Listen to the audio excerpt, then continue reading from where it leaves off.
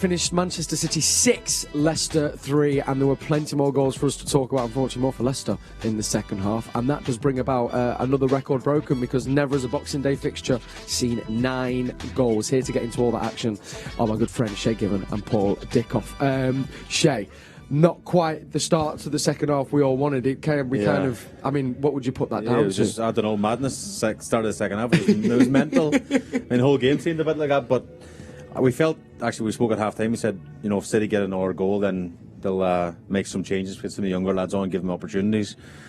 But the 3 goals they gave away at the start of the second half they're all nearly exact same, weren't they? 3 breakaway goals, and from nowhere it was 4-3. It was crazy. Yeah, it was absolutely bonkers, really. And then obviously we got the one to kind of give us that cushion, which we'll come to in a sec. But would you put it down to anything in particular, Paul? Because we did so well in the first half to control the game. It looked like 2 different teams from the first half. I think sometimes it's easy to look at the defence and have a look at the goals we conceded, but I think you've got to give Brendan Rodgers and Leicester a little bit of credit. They changed the shape. They went 3 at the back, the 2 wing backs, whereas in the first half they did 4 at the back. The 2 full backs really struggled with their width, and it allowed, going 5 at the back, it allowed their wing backs to get closer to our wide players, and we were getting a lot of the joy. And then, look, once they get the first goal, we're sitting here thinking 4-1, it's quite comfortable.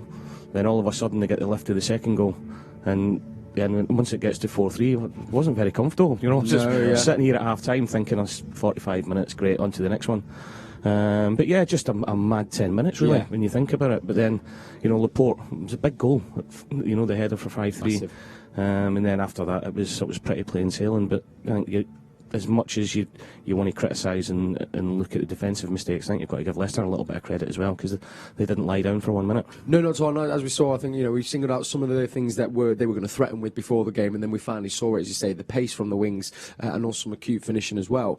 But the question maybe that some people ask, I know some City fans might be going, do you think it was kind of in the City players' head possibly like this game's done? Because it felt a little bit like that kind of watching it. I mean, from a manager, and Paul's been a manager, might tell you better, it's the mindset to try and go out at half time and tell the lads it's 0-0 second half, let's do the same again. But the lads are human beings, so the 4-0, they'll be coming out second half thinking, this game's over, and they're not subconsciously thinking that, and think we just go out, keep the ball, we'll sail second half. But goals change games really fast, and as Paul says, we got the first back, they got the second, the momentum was all we Leicester in, and you get the feeling around the stadium, we're here, and you could see people looking around, what's going on here, they're getting a bit nervy, because it was gone from so easy to getting really, really tight, so.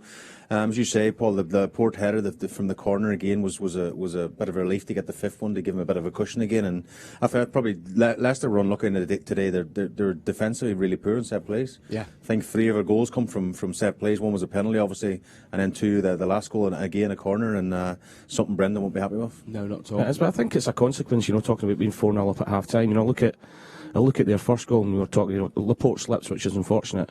But I think if that game's tight, or it's 0-0 or 1-0, I think Ruben Diaz commits a foul there. Yeah.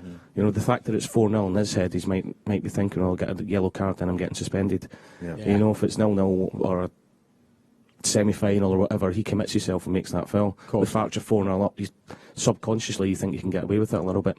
We had the second goal then as well come from Lookman, which again, Shay, was kind of just a break, and well worked Leicester goal actually, that second. Yeah, again, I was saying it was kind of like copy and paste. The goals, the same, just seemed like that City were kind of on the attack a bit, and Leicester, but they just sprung so fast, and you mentioned Lookman there, the pace he has, he's difficult to catch, but again, I would like to mention Ederson as well. There was a fantastic save, for one of the goals under the bar, but another 1v1. They took a quick free kick. Everyone switched off apart from Ederson. Yes, he flew off his line and made a big block again. I can't remember the exact score at that point because we've had that many goals. That might have been 4-3. Yeah, it could have been. It could have been because it could have been 4-4. I remember Albrighton had a header as well. They looked like he sort of closed his eyes a little bit. Yeah, they had chances, and Pep will look at the game as he does all games, analyse it, and think, we've got to tighten that up, Yeah. We've got to tighten that up. And what off that, what do you think tightening it up is, Paul? Do you think is it stemming it at source before it comes, or maybe being a bit more organised at the back? I think not just at the back. I think maybe being a bit more organised. The 3 goals they scored on the break. We love our players going forward, but we overcommitted a little bit when you're 4-0 up. That there's really no need for that to happen. You know, we're leaving ourselves sort of 2-on-2, 3-on-3 at the back. Yeah.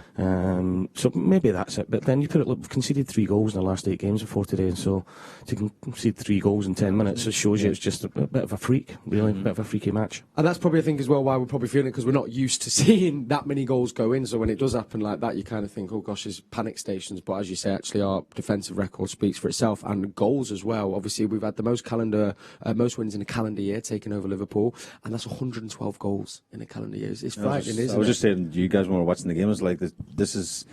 You pay your money to come and watch this. Even a neutral fan, any fan to come and watch football would come today and go, my goodness, I'm going home. I was entertained today. Like, you know, it was just an absolutely brilliant game. And, 112 goals in a calendar year. I mean, that is just absolutely phenomenal. And then we all talk about there's no number. They haven't got a striker.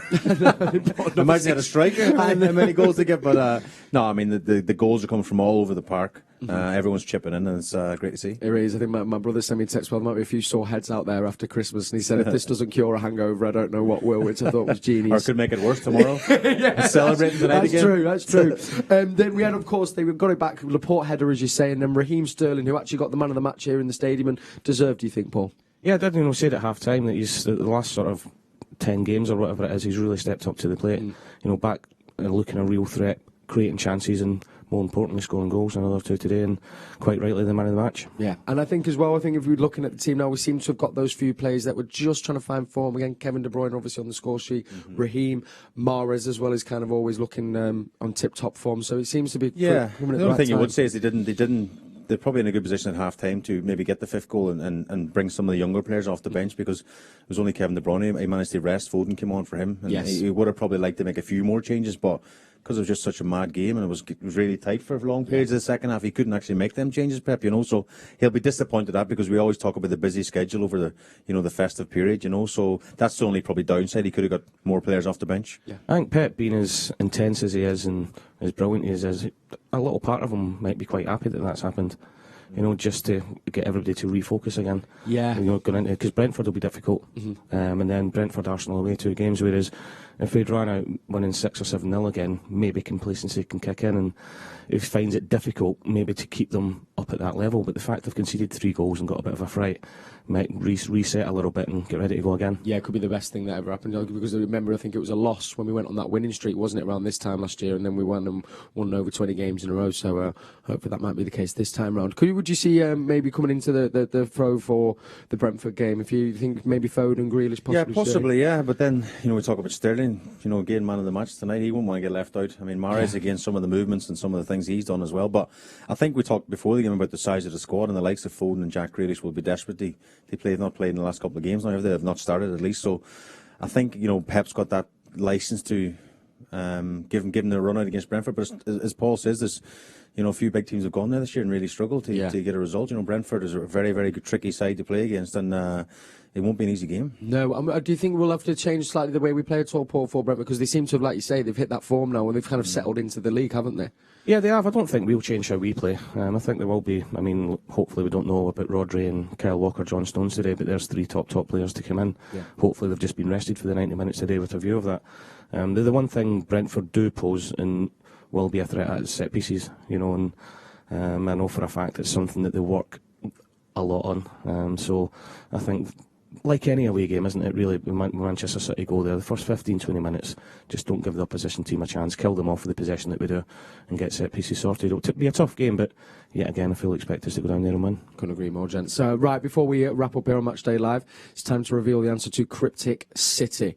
So this is where we give you 4 clues, and then we have to ask you to work out who's the player, past or present, that we are trying to work out. And well, after a bit of deliberation here, Paul, we have to give the mantle to you. We had a few guesses as well. Willison on Twitter got it right, but the correct answer would be Mr. Paul Dickov. Alexander Zinchenko. There you go. Now listen, I know you're thinking it might be a few dubious clues at the end there. I would also agree, because we're saying Ollie, and then Simon Cowell, X Factor, Alex, the Grinch, I think is Zinch. It's a stretch. It's a stretch.